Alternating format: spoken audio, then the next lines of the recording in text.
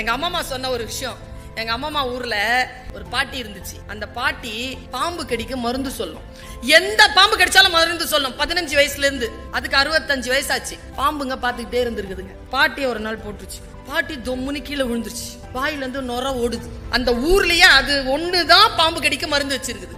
சாவர நேரத்துல வந்து எல்லாரும் கேக்குறாங்க, பாட்டி என்ன பாட்டி? பாம்பு கடிச்சு. ஆமான்ச்சா.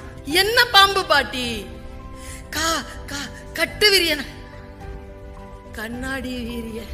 ஐயோ பாட்டி, மருந்து சொல்லு பாட்டி, எங்க வச்சிருக்கேன்னு காப்பாத்துறோம் பாட்டின்னு கத்தி கதறாங்க.